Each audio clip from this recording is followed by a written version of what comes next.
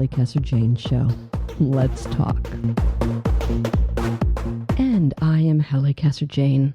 Welcome to my listeners in the United States and around the world. Tune in to the Halli Casser-Jayne Show at hallicasserjayne.com.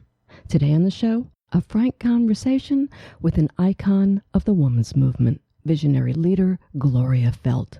From the future of Planned Parenthood to the future of the women's movement and women power and women's rights in the age of President Donald Trump. This is a conversation you don't want to miss. So let's get to it.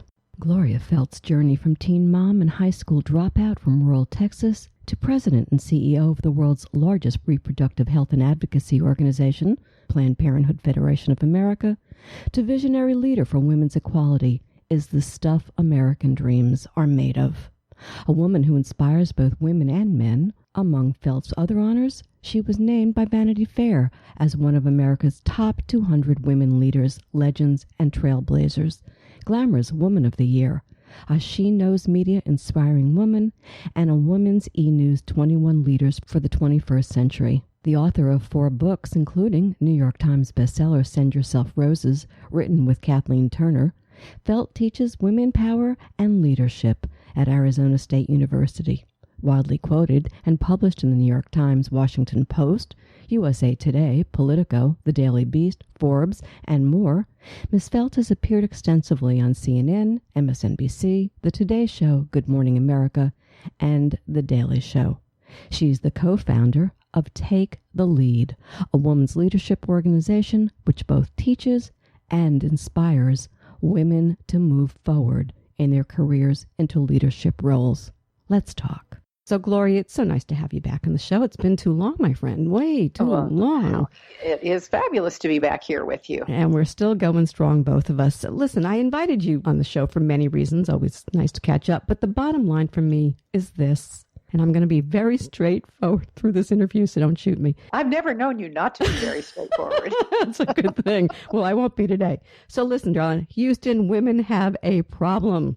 The deep divides among women politically, economically, and do I dare mention the A word, abortion, seem to me to have led to where we are today. And I'm going to call it what I call it Trumpism. We need to address this in the future of the women's movement and women's equality as we face the reality of at least the next 4 years, and God help us on beyond, and that's me talking, not you.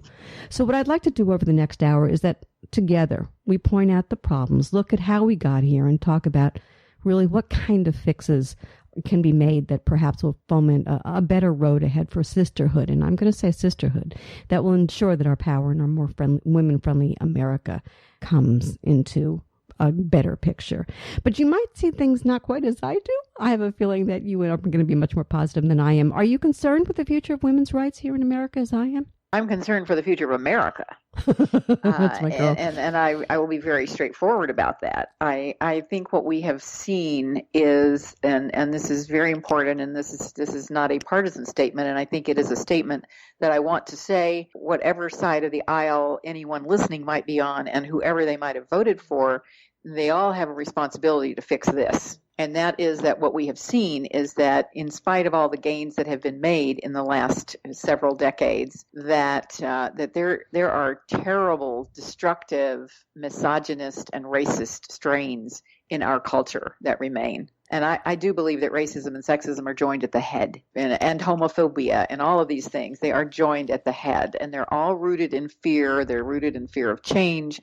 And also they can be used in a very demagogical way, if that's a word, to cover up, to inflame people's fears in a way that covers up something that's really going on underneath, which is greed among certain people and who are willing to compromise advances that have been made for the majority of Americans in order to feather their own nests. So I just said a whole lot in response to your question, but that's the way I see it. I see it as a really big kind of unpartisan problem that we have as a country, not just for women, but for all of us. I think that's true. I think we can narrow down some of the issues that women are facing at this point. So I think that both, are an important part to be contributed to the conversation as we're going to go forward. But I have to say this. I love what you said, but I also think that besides the greed that's there's such a lack of morality in this country, in our political world. And I guess you can say the country in general is amoral at this point, or immoral, because that has a lot to do with it. People who stand on righteousness have let that go for something else. That's where I rail. I don't know if you have anything to say on that score. I think that's true, and we also need to look at some other things. I mean, sometimes it's easy to accept that the outcome, for example, of the recent election is straightforward. And we need to also look at things like how much voter suppression made a difference.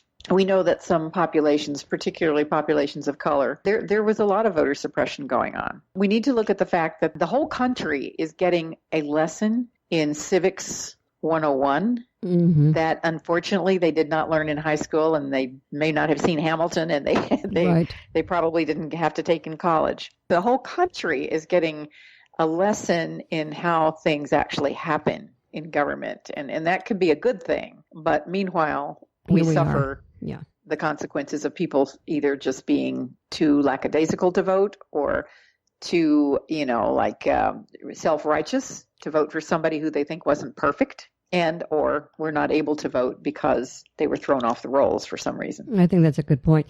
Let's look at that election and some stats that reflect the reality. That is the reality of American women today. The first viable female candidate for the American presidency, Hillary Clinton, lost. Okay. For a lot of reasons, absolutely.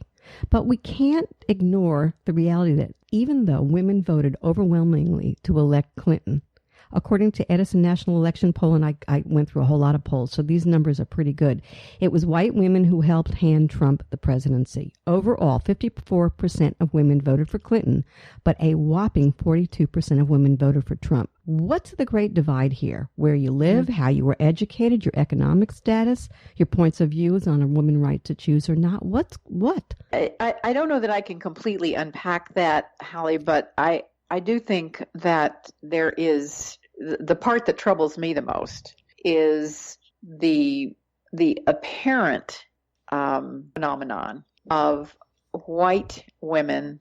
Don't know whether this has to do with educational level. I'm guessing it may have to do with economic status in some way. But, we all grow up in the same culture. Even today, when you ask people to describe a leader, they will more often assume that person is a man than is a woman. And for white women who have a certain level of privilege, women of color, for the most part, this has not been an issue because they haven't had this privilege to begin with.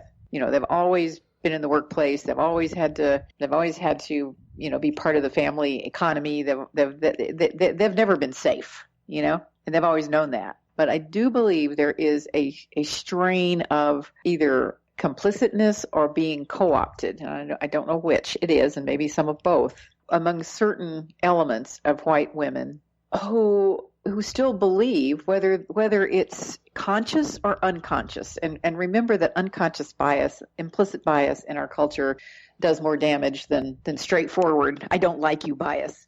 There is a perception of greater safety and more rewards of some kind, economic or whatever, under the leadership of a male, and particularly under the leadership of a tall white man, which is what we're accustomed to seeing as our leaders. And it doesn't take more than 2% to swing an election, Right. Just almost any election can be swung by very few votes. So despite the fact that the majority of women did vote for the first viable female candidate for president, it didn't take many of those white women's votes to be enormously powerful in certain states. So I have a whole chapter in my book, No Excuses, 9 Ways Women Can Change How We Think About Power, that is called Opt Out of Being Co-opted. And this is it's a social psychology phenomenon that when you are the less powerful group in a culture, your instinct is to identify with the people with more power. It's instinctive to do that because it feels like it's safer, but ultimately it is not. I want to take that out a little bit because you went right exactly where I was hoping you would go with that. And I absolutely, utterly agree with what you're saying. I talk a lot about indoctrination because I think we're all indoctrinated as children. If you come up in a Jewish family, you're probably going to be Jewish and you're going to, be Jew the rest of your life. Catholic, right. The same thing. I mean, that's just, that's just the way that the world works. With women, I'm wondering if and this is a little bit getting ahead of the game, but let's get there. There might be a failure of either our educators, our parents, our female role models to empower women to be independent thinkers and make choices earlier in the game. I mean, because you and I grew up at about the same time. We got to it maybe a little later. Maybe you got to it a little earlier than I do. But, it certainly took me till college to figure out, wait a minute, I don't have to be barefoot and pregnant in the kitchen. That's not, which is how I was raised. Go get your MRS. But maybe that's it. Are we failing to get to girls early enough so that they see, that they understand that there is a different picture? They can have more power than they think that they can have. And is it something that's wrong in the schools, in women raising their daughters? What? It's pandemic in the whole society. And I don't think there's any evil plot. I really want to be clear about that. I just think it's that we all grow up in this same culture. And let's also face the fact that men are somewhat stunted in their self-images by what they learn their culturally appropriate stereotypical role is as well. So we're all locked into these stereotypes that we ingest with our mother's milk. And in fact, I mean, this starts so early in life. I have a picture of a generic baby that I often show when I'm making speeches. And I'll say, it's a baby crying. And it's a very generic baby. You can't tell the gender. You can't tell anything about it. Probably about 6 months old. And I say, what emotion is this baby boy exhibiting? And almost always people will say, oh, he's angry or he's very frustrated by something. And if I say, what emotion do you think this baby girl is exhibiting? People will almost always say, she's sad. She's sad. She's unhappy. Wow. And so, these kinds of things shape us. The way people respond to us shapes us. Whether we're put into blue or pink clothes early on, it shapes us. Whether people say to us, oh, what a fine, strong young man you are, versus, oh, what an adorable, cute little girl you are. I mean, those things, nobody means anything evil by doing that. It's conditioned, yeah. But it's conditioned. Yeah. And so we grow up in that way. Now, the good news is that girls, by and large, are now told from very early on, you can do anything you want to do. The world is open to you. You can do whatever you choose. But there's still confronted, and they will be confronted with these implicit biases, and very often they're not prepared to know how to deal with them. So that young women will enter the workforce thinking everything is completely equal. They don't have to worry about gender bias. And yet what we know is that those young women, it used to be that the research found that men asked for salary increases about 4 times as often as women do. Well, if you don't ask, you're not going to get. So there's the pay gap, right? Right.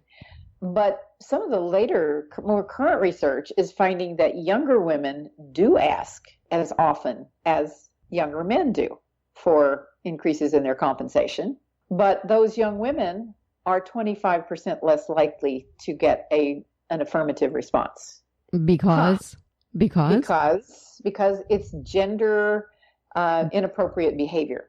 Okay. To be aggressive in asking for a salary increase. It's what's called stereotype threat. It's assumed that a man is going to be aggressive in pursuing salary increases, promotions, all those kinds of things, opportunities for advancement. It is assumed that women will be quieter, will be unassertive, less aggressive. And when women exhibit aggressive behavior or behavior that's interpreted as being behavior that should be in the male domain, instinctively, again, by not instinct, actually it's cultural learning, they get more negative responses. Yeah, let me interject. Is that true if they ask a woman leader? Or yes, it's almost exactly as true that's either way. Yeah, okay, that's we grow important. Up in the same culture. Okay, yeah, and we have the same implicit biases. Okay, yes, yeah, exactly. I think that's an important point to raise. Yeah. Let me move on just because of time. Sorry. You're doing great. I can talk about this honey. I love it. We're doing great. It's so interesting. I mean, the whole topic of implicit bias and how you get rid of it is so interesting. Well, so, yes, we're going to explore. No, we're going to explore that as we go along. Question, and this I'm going off the beaten track here a little bit, but you'll get it why I am. Are women their own worst enemies? And I want to tell you why I'm saying this. I struggle with understanding something. I'm very open. I have women from both sides of the aisle on the show all the time. Okay. With some of us get together and do politics occasionally, kind of thing. But I don't get some of this.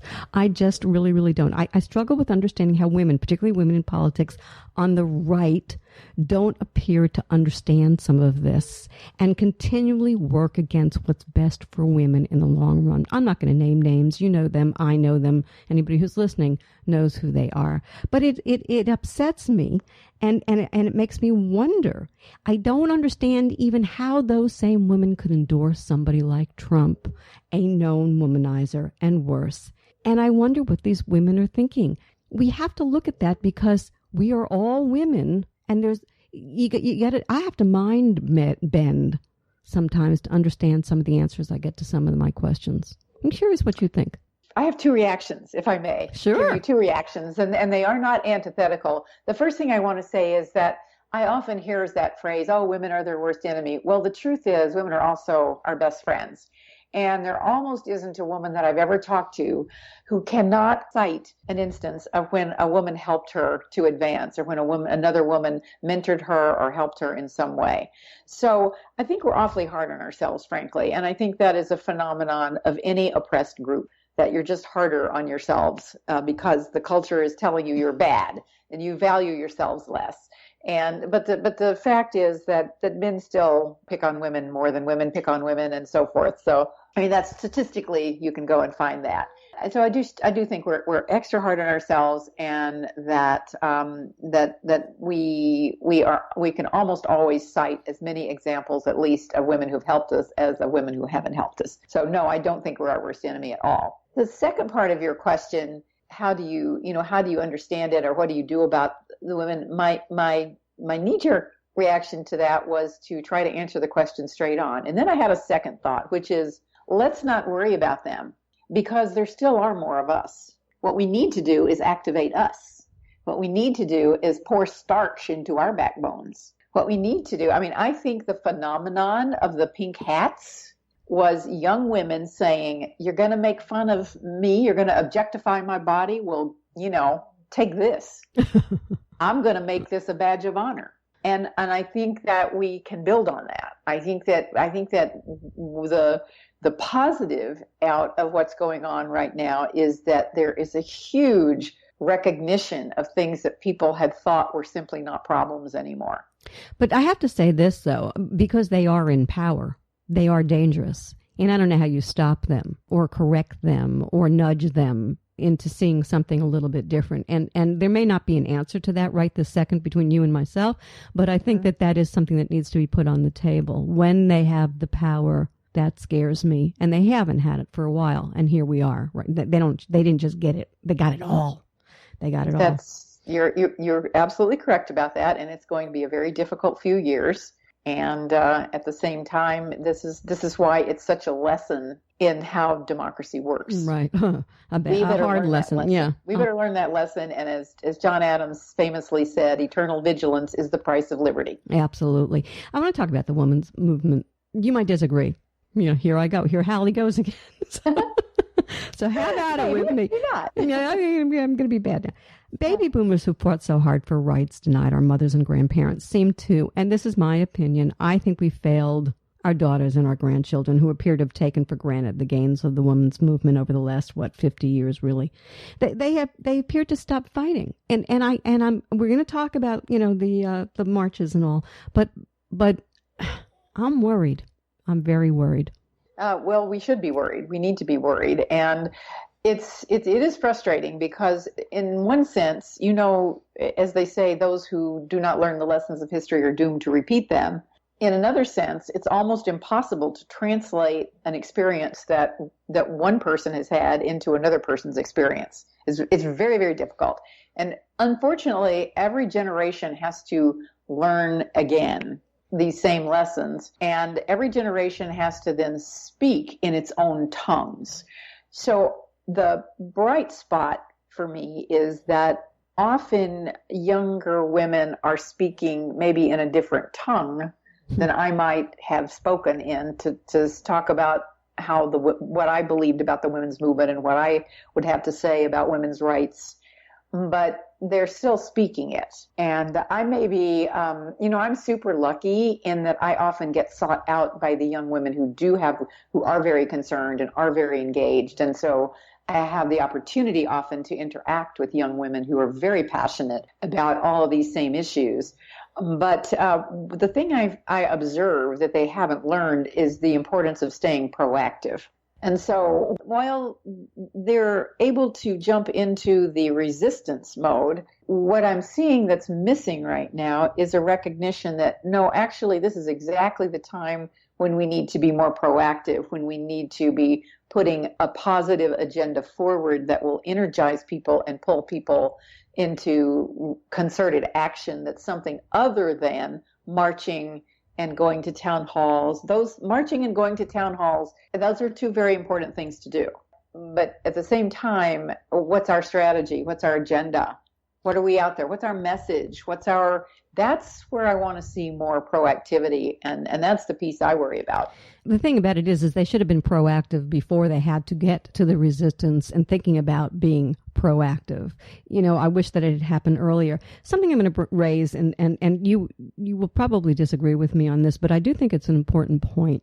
Something happened during the election that I found just so upsetting, and I think it swung the election in a way, and I'm going to tell you what it was. It was when both of our good friend Gloria Steinem and former Secretary of State Madeleine Albright rebuked the millennials who supported Bernie Sanders, and then they took it on the chin. I never understood the whole thing that happened there, but I do think that it was kind of brushed aside, and I don't think it should have been, because I think it was a very important moment, and I think it's one that we have to grasp and maybe take heed of and maybe use to foment change. My thought was at the time was twofold. Have the leaders of the movement become bigger than the movement itself and feel the need to protect their brand? And or does the movement have a PR problem that hasn't been addressed that allowed that kind of thing to go on? I frankly think the emotion that compelled the women's movement has been squelched by a bend to political correctness.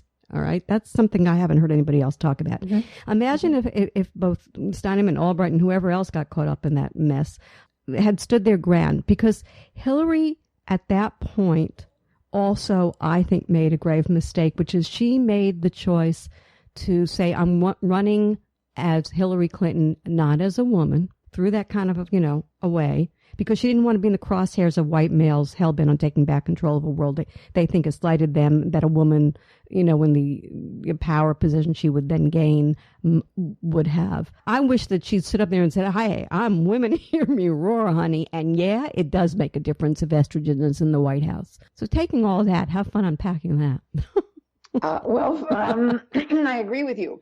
I actually agree with you very strongly about that. Great.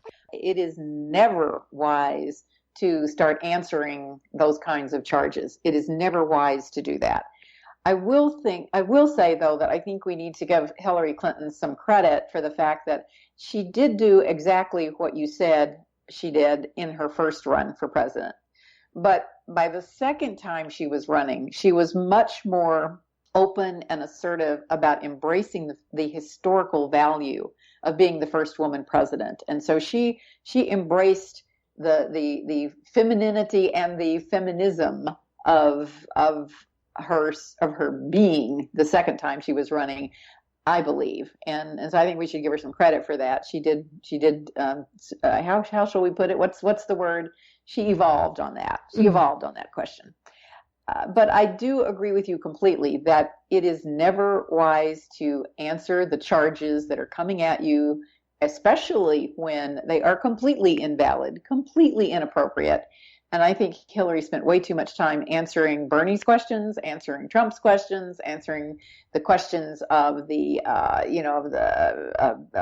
the press that came at her in a way that were accusatory to her.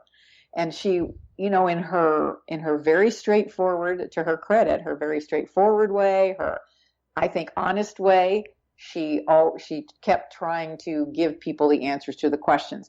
Don't ever answer the questions. You answer the questions that need to be answered. You don't have to answer the questions as they are asked, especially if they are leading questions and questions that are really intended to put you in a box.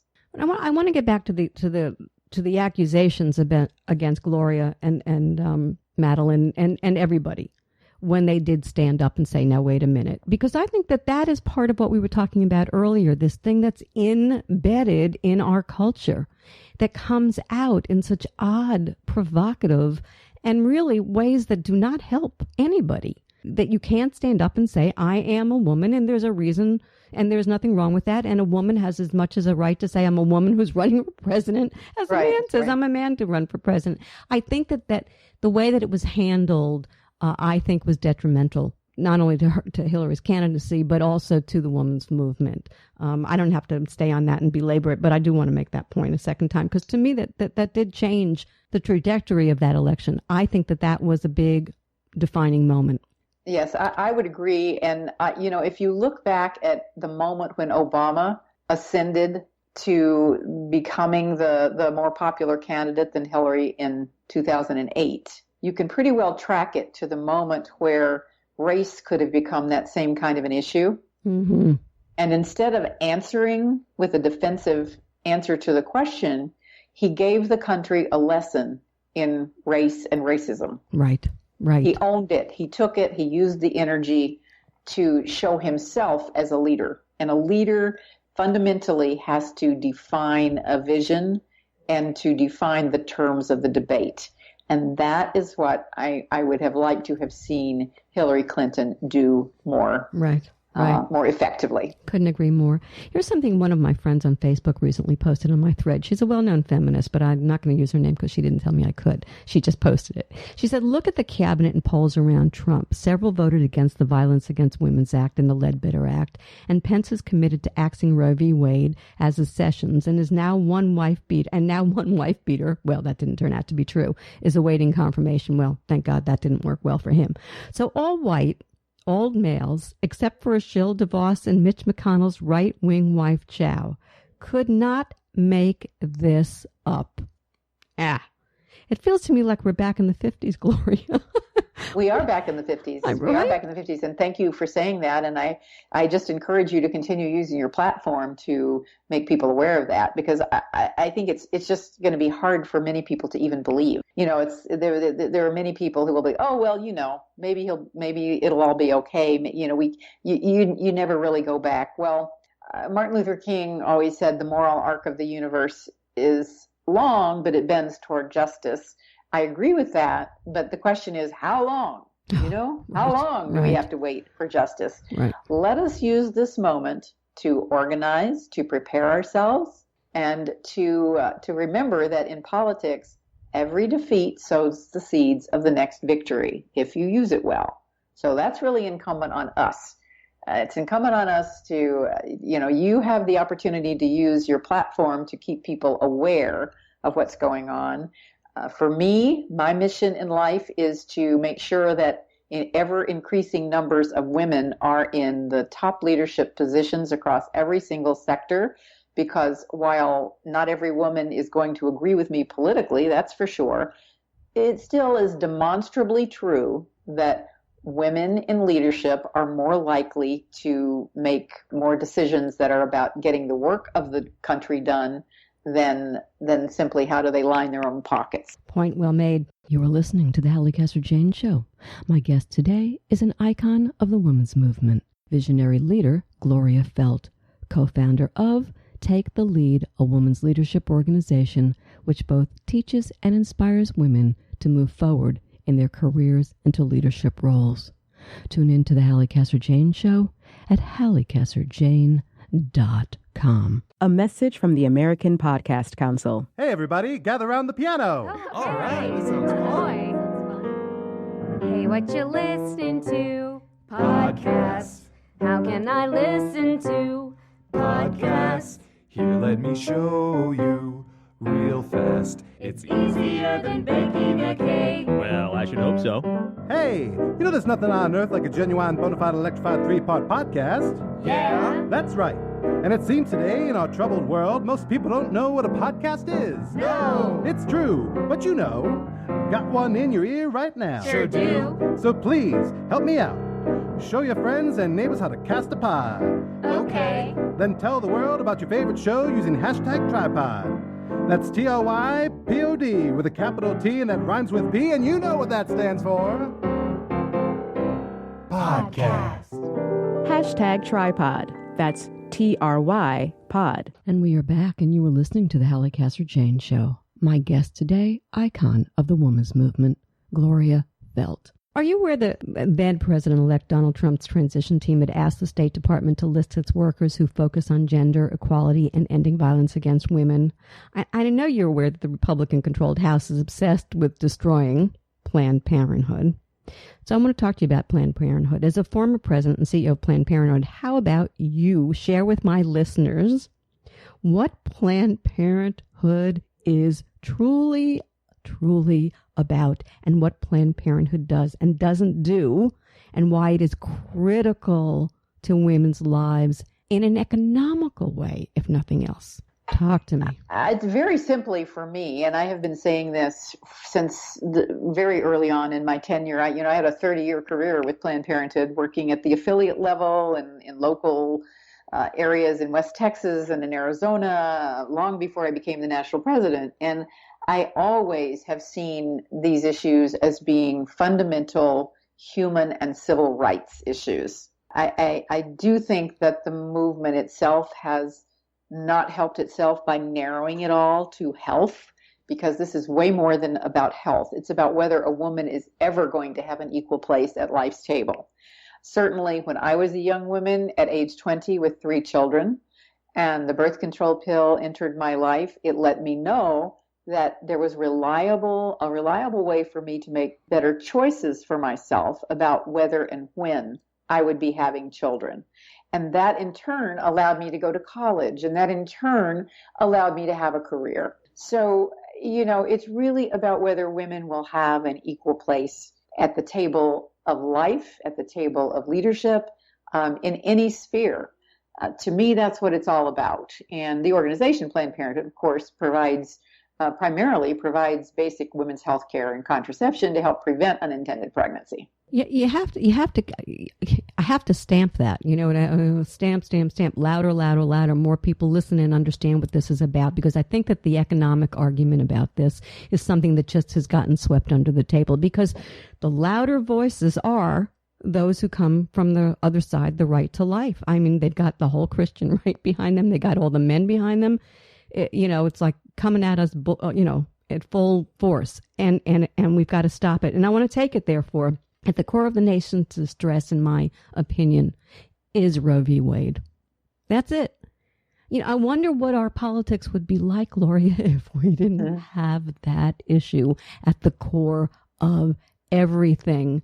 We would be a completely different world. And so, and in my opinion, what's happened is that women have been played by Machiavellian politicians. They have. And I'm not just on the right, sometimes on the left too. I think, there's a lot that goes on here. And I want to address it. Will there ever be a coming together of our nation as long as Roe v. Wade is up for argument? This issue of abortion is up for argument in the political sphere. Personally, I think it needs to be in our churches and our synagogues, where those kind of conversations on the moral value of it should take place. But talk to me. Oh, you've just opened up a whole new can of worms here to talk about. And it's interesting because yesterday I had the wonderful opportunity to talk with a class of high school seniors in a bioscience high school, a public magnet school, with these kids who were just impassioned about making the world a better place. And they had such great questions. And that was one of the questions that they asked. One of the young women asked that. And I asked her in return, have you ever read Roe v. Wade? And she said yes. So I was doubly impressed, because very often people haven't read Roe v. Wade, so they don't actually know what a beautifully written compromise it was. But despite the fact that it was a beautifully written compromise, I believe that Ruth Bader Ginsburg was correct in her analysis that because it was decided on a right to privacy rather than equal protection, the jurisprudence of Roe v. Wade has never been and will never be strong enough to end the argument. So my personal belief is that there will have to be an entirely new jurisprudence that deals with reproductive rights as civil rights and human rights, and really addresses the gender inequality of restricting them. And I'd just quit arguing about Roe v. Wade at this point. I think it has been pushed back so far it doesn't have much value anyway. There's almost no burden that has been found undue, to use the court's language. And so it's really a moment when step back, rethink. The Freedom of Choice Act, which was developed some years ago, initially just tracked Roe v. Wade, but it was rewritten 10 or so years ago to be a civil rights act, and I think that's what it has to be. We have to look at these issues from a gender equality and human rights basis, or we're never going to solve them. Right, but it does leave open more and more and more years of crazy with this as the boogeyman. Because that's how it's used. That and Planned Parenthood are the boogeymen from the right. You know, that we won't be able to get beyond this to real political solutions to real problems other than this. I guess that's my point. I want to just say that in the scope of this conversation, it's not all bad news. I want to get a little bit more positive, because look, this Women's March was triumph. It was absolute triumph. It was gorgeous. It was women and it was men, and there's hope, right? There's hope. Oh, there's absolutely hope. There's absolutely, but the main hope is whether everybody who is marching keeps on acting. To keep on marching, keep on acting, keep on. If you haven't been involved from the ground up in politics, get that way. Learn how it works. Learn, go to your precinct committee meetings, take on responsibilities within your grassroots political precinct, whichever party you belong to. I had a wonderful example just recently of a young man who created a Facebook page, and it's very local. And he's now got about 500 and some odd members, and it's very local. It's only about his own legislative districts, and people are flocking to it to get information, what's going on, know what bills are coming up, know who your legislators are, know how to reach them, and make sure you make at least one phone call a day. You're the co-founder of Take the Lead, a women's leadership organization which teaches and inspires women to move forward, as we've been talking about, in their careers into leadership roles. You offer 9-point power tools. We can't get to all of them, but give us an overview of what you're up to with Take the Lead.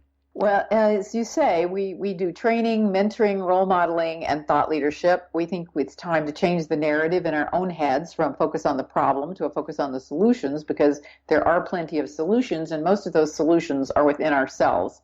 We as women actually have the power to turn all of these problems around, but we have to understand and know and embrace the power that we have and be willing to use it in a way that's authentic to us as women, to achieve ever higher intentions for ourselves, and in doing that, we'll also achieve ever higher things for our communities and our families. That's the key and critical point. And I co-founded Take the Lead precisely because of some of the things we've been talking about. Some of these intractable arguments are going to remain intractable until we have much more gender equality in our leadership. To quote Ruth Bader Ginsburg again, she just recently made a statement about how when you grow up in a woman's body, You just simply look at the world a little differently. And that's true. It may not be true for every woman, but it's true for the preponderance of women. And we know that companies that have more women in their upper leadership make more money. We know that women are earning 57% of the college degrees and have been for about 20 years now. So in an economy that's based on brains, not brawn, that is where your pipeline is to grow future leaders. That is where your pipeline is for skilled workers that every organization needs.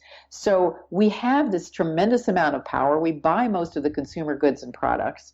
We can do anything we decide we want to do, but we have to know first that we do have those powers. We have to understand those powers and how much value we do bring. And so that's my mission. That's my mission now, is to help women have the knowledge and the skills and the tools. You asked me to cite a couple of the power tools. You know, the questions that you've been asking, for example, about how Hillary Clinton responded to attacks on her.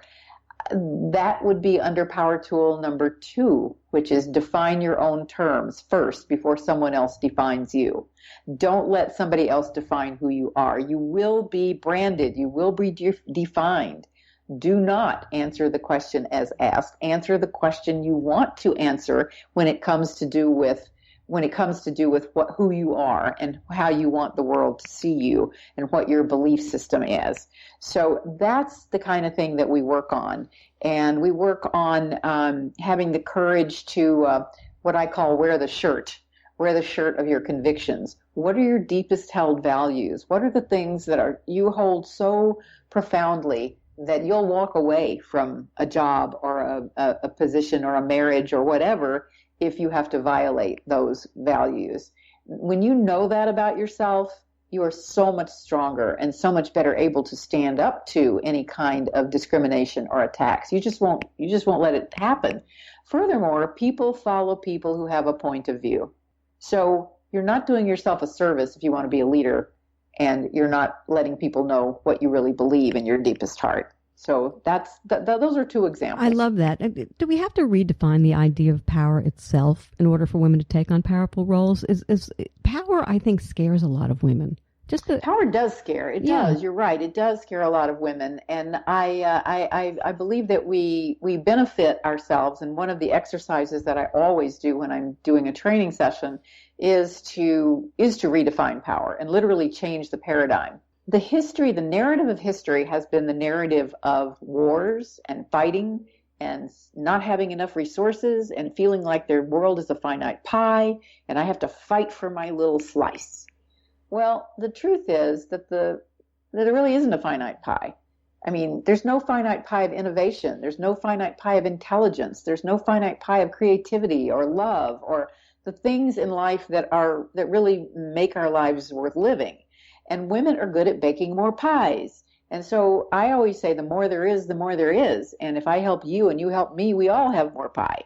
So I suggest that women redefine power from that old, aggressive, oppressive idea of the power over you to the creative, innovative, open idea of the power to. And once we do that, I see masks go off of women's faces and they say, oh yeah, well, I want that kind of power. Because if I have that kind of power, I can make life better for my kids or my community or the world. So yes, it is a redefining process. And then it's also an understanding that our whole culture has to go through a process of changing the power paradigm if it's going to work for everybody. And that's a more complicated task. And we're in a moment of great chaos right now. Talk about that, because I know that's something that you like. What is the carpe the chaos? Carpe the chaos, yes. That's one of the best power tools, which is that the human instinct is to back away when things feel chaotic. It's very disconcerting. It just discombobulates your mind and your whole worldview. But the fact is that when there is chaos, there's a reason why the Chinese characters for crisis and opportunity are very similar, because a crisis is an opportunity always to rethink. And it's in moments of crisis when people are willing to think new thoughts and perhaps accept the idea that there could be some new solutions to old problems. So that's where the Carpe the Chaos power tool comes from, and that's what it's rooted in. It's my own experience in seeing that, when the financial meltdown occurred, people started saying, what if Lehman Brothers had been Lehman Sisters or Lehman Brothers and Sisters? Maybe things would have been different. Well, actually, that's probably true. And I think it has given women some opportunities to rise in the financial industry that did not exist beforehand. So the idea that when things are in chaos, stop, take a breath, figure out what's going on, figure out what you want to have happen. How can you take that energy that's swirling all around you and focus it on moving people and resources in the direction that you want to go? And that moment of chaos that we're in right now that I referred to is a moment when I think the old paradigm of power is trying to die, and the new paradigm of power too is trying to rise. And it's going to be up to us, and it's going to be a very hard slog to make that new paradigm actually become the predominant one in our culture. I think we're seeing it in some other countries, and if we see that it's successful, it might help us to get there.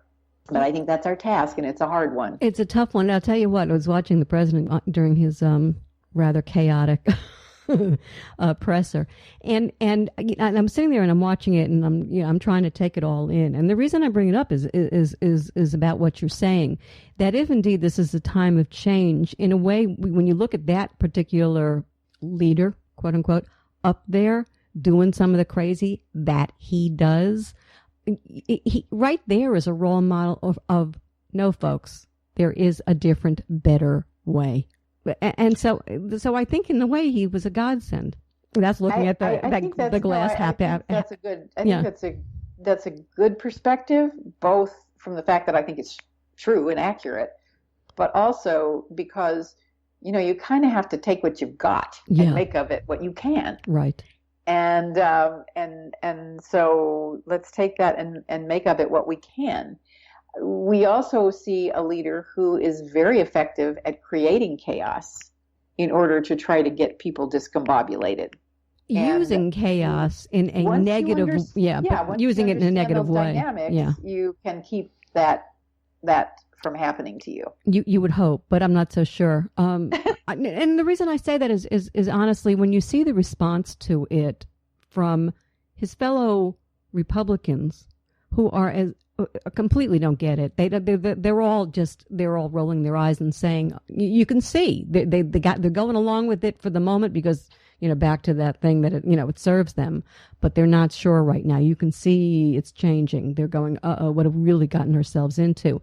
Having said that, the press also, I think, is having a really tough time with this. So all of and obviously, so you could say the same for the judicial branch. So everything is in this mass lunacy right now. All right, I'm going to go for the glass half full rather than the glass half empty, because I don't see any other way to go.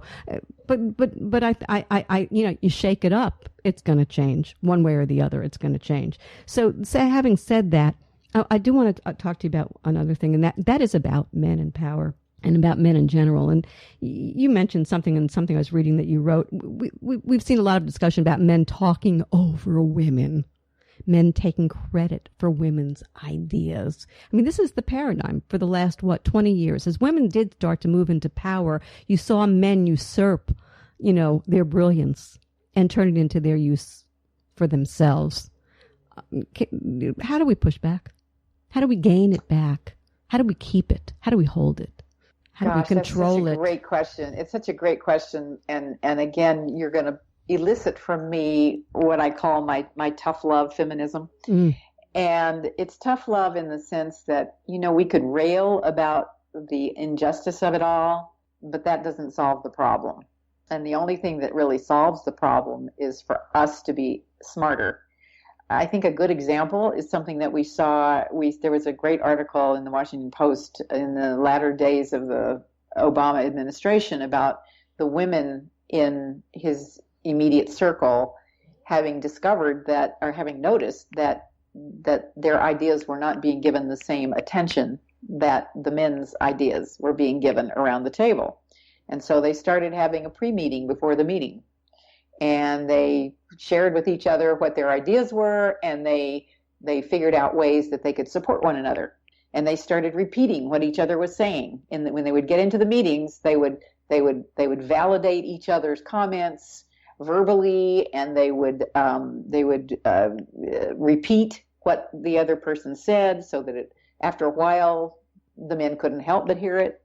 But again, it's not that there is evil intent on the part of the men. Look, they have simply owned the world for how many millennia? Huh. They don't even know. They don't know what they're doing. I think that is true. I mean, seriously. So we have to use techniques, and you can't go beat them over the head. That doesn't really help.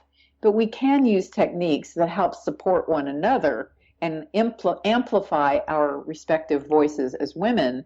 And pretty soon, apparently, President Obama himself started noticing what was going on, and he started calling on the women more proactively. Yeah, it's manipulation again. You know, we always seem to be the ones to have to do that, to think about that. Look, the group with less power has to understand the language of the group with more power. Yeah, I mean, it's true. It's true. It's the way of the world. Yeah, sorry. Yeah, I know. I know. Absolutely, absolutely. But, I'm glad if you frame it that way, it's empowering, because you understand what your power really can be, and I think a lot of women don't get that. So that's why I think it's important to raise that. We've been talking about the past, we've been talking about the present. Let's talk a little bit about the future. You just reached your 3-year anniversary on this great project of yours. I mean, where does time? We had you on the show way back when. So let's look back at what changes you've seen in your work with women, but more importantly, what work do you think will be the most important in the years coming up?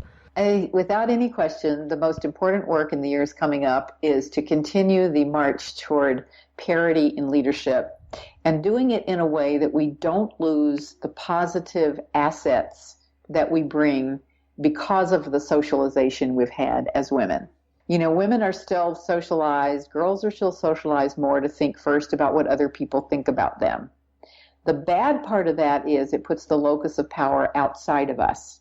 The good part of it, and the reason why when you add women to a group that has been all men, it literally raises the group intelligence, is that when you're able to think about what other people are thinking about you, you can also think about what's going on in the room that isn't being said. You develop these antennae, you develop these ways of, I guess you would say, reading the room, assessing what's really going on, not just what's being said. And I don't want us to lose those qualities. I don't want us to lose the qualities of the fact that generally it's women who start the nonprofits, that do things for the community good, that women are more likely to run for office because they see an injustice and they want to fix it rather than for the sheer power of the position. Let's not lose that as we ascend into more power, but let's keep our vision very clearly focused on the intention of getting to leadership parity, and I think that will change everything for the better. You've partnered up with Glassbreakers to create a large mentoring program. Mentoring's right, the core of it all. If you don't have that, you got nothing. How does that work, and why are your mentors so important? Glassbreakers Take the Lead is a wonderful free service that we can offer through the Take the Lead website, taketheleadwomen.com, and you just go in and you click on mentor. Glassbreakers Take the Lead is a digital platform, so you may think that means it's not real personal, but you actually will be able to describe yourself, tag yourself, and get matched then with people who share similar needs or desires or attributes that are important to you. And what happens then is that they'll send you, about every week or two, they'll match you with somebody, and you can be a mentor or you can get a mentor. And both of those things are extremely important. I believe that everybody is capable of being a mentor to somebody, and everybody will still need a mentor no matter how experienced we may be. So, and then it's up to you. You get matched, you can have a conversation, you can get to know this person. Maybe it'll be somebody you don't actually want to create much of a relationship with, or maybe you will. Maybe you want to meet them face to face, and you will be able to do that. But it's really up to you how you proceed with that mentoring relationships once you have been mentored. I would call it speed dialing for finding mentors and mentees, and then you take it from there as to where you want to go with it. I think it's brilliant. Do you hear me, my friend? Brilliant. Brilliant. It is brilliant, and I wish I'd thought of it. It was thought of by two fabulous young women who started the company called Glassbreakers, and then we had the opportunity to partner with them, and we were delighted. Yeah. So I'll put that up on the website and every place else that we can, so that people can get to it, because I think it's terrific. Listen, these are scary times, my friend. As we wrap this up, I've come to the conclusion that as long as the men control our government, nothing much is going to change. That's me. Call it what it is. We need estrogen and women's creative minds to fix the mess. You might have different thoughts, but leave us with some hope. Talk to me about hope. Hope. I want hope. Oh gosh, this is a question I must get every day now, and I'm fundamentally an optimistic person. I know, but I'm also a realist. Oy. And I have been through enough ups and downs politically that I'm serious when I say every defeat sows the seeds of the next victory, and every victory sows the seeds of the next defeat. And that's kind of a political axiom. I've seen it happen over and over again. But here's what I also know. It is that things don't just happen. People make them happen. And so it is incumbent on every single one of us to participate as a citizen in the democratic process every single day, because otherwise we can't complain about it. So that's my message of hope. My message of hope is that it's actually easier than any of us realizes to have an impact, but it doesn't happen by itself. We have to do it, and also we need to do it in concert with others who share our views. So be sure you find those others who share your views, both because you're going to need that mutual support. It's a long, hard process, but also because you will feel better. You'll feel happier when you know, just like people who were marching together could feel the energy and the love of the fact that there they were marching with a few million people around the world who shared their values. That's a very uplifting thing. So you need your tribe. You need to find them. You need to find your sister courage, your sisters in courage, your brother partners. But just remember that in a democracy, the only antidote to the bad stuff is to do more good stuff. I've been speaking with Gloria Feldt, co-author of the New York Times bestseller, Send Yourself Roses, written with Kathleen Turner, and the co-founder of Take the Lead, a women's leadership organization which both teaches and inspires women to move forward in their careers into leadership roles. For more information on Gloria Feldt and her work, visit gloriafeldt.com. Thanks so much for tuning in to the Halli Casser-Jayne Show, a production of Resec LLC. The Halli Casser-Jayne Show posts new podcasts Wednesdays, 3 p.m. Eastern. Visit hallicasserjayne.com.